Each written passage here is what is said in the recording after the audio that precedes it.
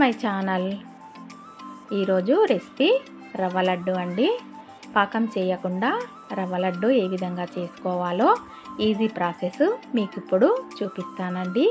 ఇవి చాలా అంటే చాలా బాగుంటాయి. ఇలా చేసి పెట్టుకున్నామంటే ఒక నెల రోజుల వరకు నిల్వ ఉంటాయి.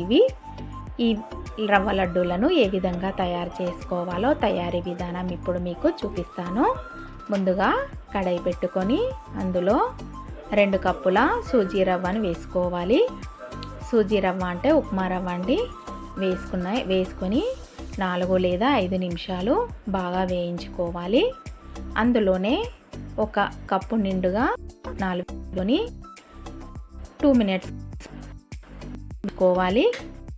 వేయించిన తర్వాత ఈ రవ్వని ఒక బౌల్ ట్రాన్స్ఫర్ చేసుకోవాలి.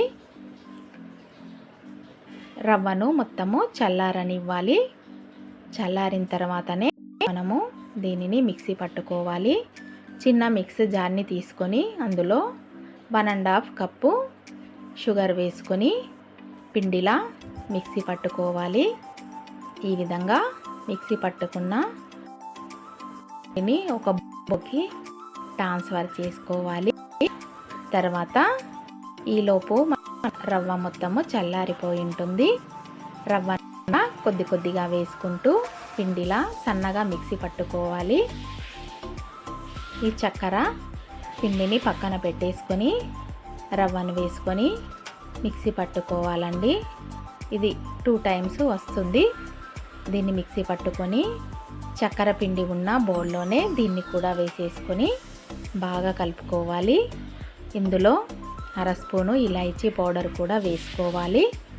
మొత్తము చక్కెర పిండి రవ్వ పిండి కలిపి మొత్తము బాగా కలుపుకొని స్టవ్ మీద కడాయి పెట్టుకొని 4 లేదా 5 టేబుల్ స్పూన్ల నెయ్యిని వేసుకోవాలి.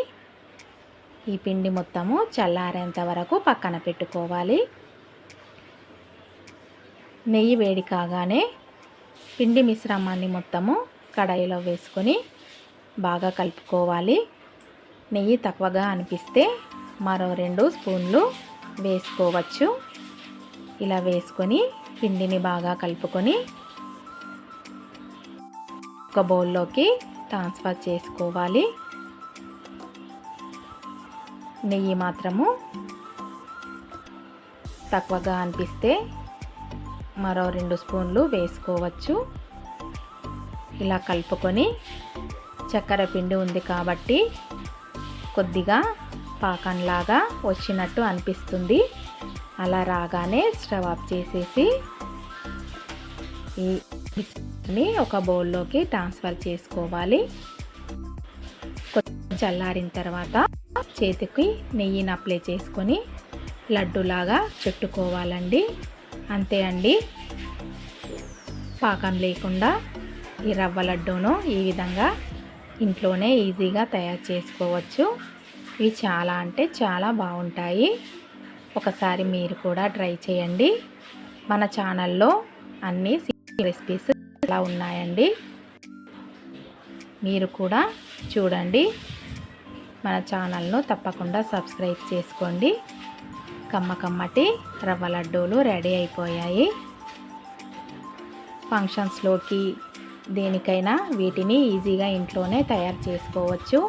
మీకు ఇష్టమున్న డ్రై ఫ్రూట్స్తో గార్నిష్ చేసుకోవచ్చు. మీరు కూడా ఒకసారి ఈ రవ్వ లడ్డూని ట్రై చేయండి. మీకు ఎలా అనిపించిందో కామెంట్ చేయండి.